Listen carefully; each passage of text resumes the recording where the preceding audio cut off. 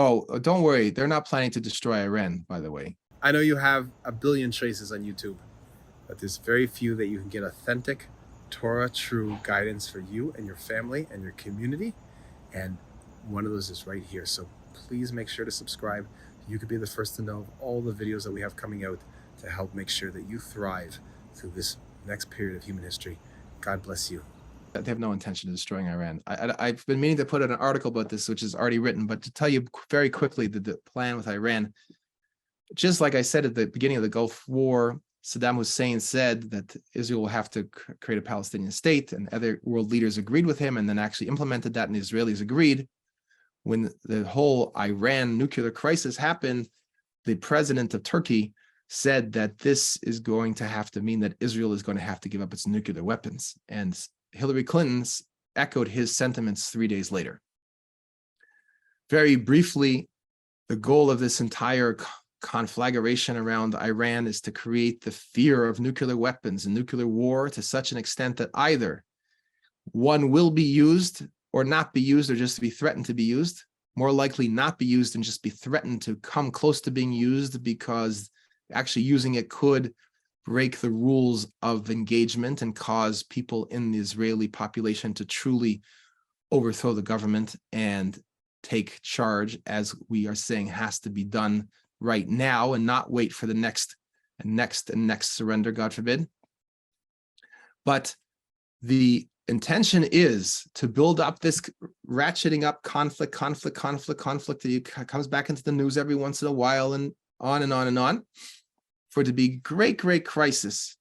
And the solution is going to be, because every crisis must have a pre-designed solution. The solution is obviously that it's going to be safer if no one has nuclear weapons. So Israel will be required, as part of that very logical, for the safety of its people from the threat of Iranian nuclear war, to surrender its nuclear weapons.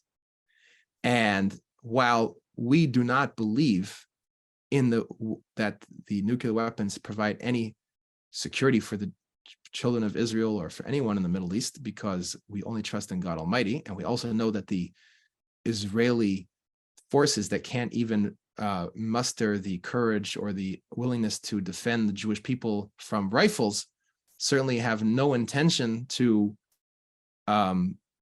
use a nuclear weapon against international condemnation.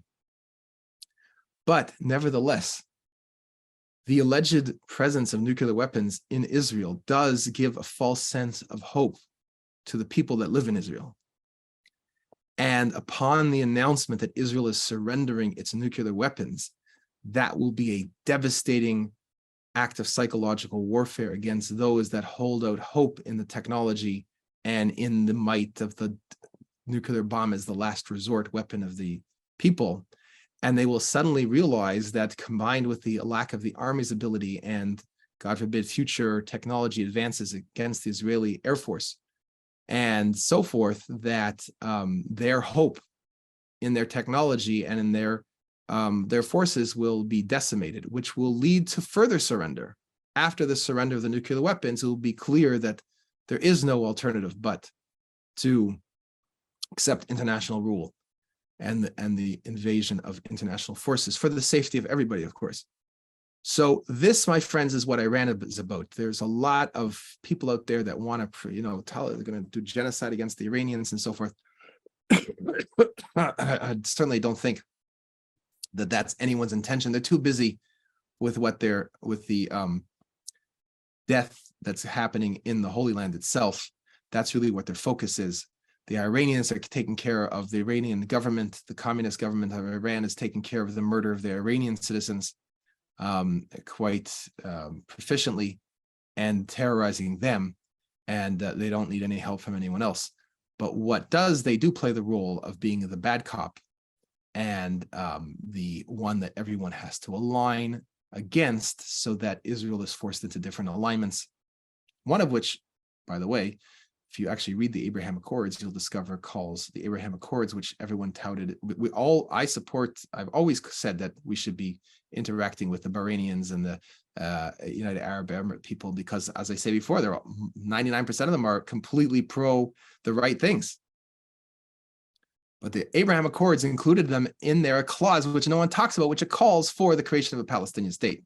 So the very thing that I told you now is the intention of this battering of this terrorism is to bring about the next surrender, God forbid. That's already encoded in this peaceful treaty with these other Arab countries, which was prompted by the common enemy of Iran. So if there could have been peace with all these Arab nations without calling for a Palestinian state, and Israel could have struck that out of it if it wanted to, but Israel is committed, unfortunately, to the creation of an enlarged terrorist state with an official terrorist state status, to give it more status and more weight than it currently has. It's just a terror army without state status.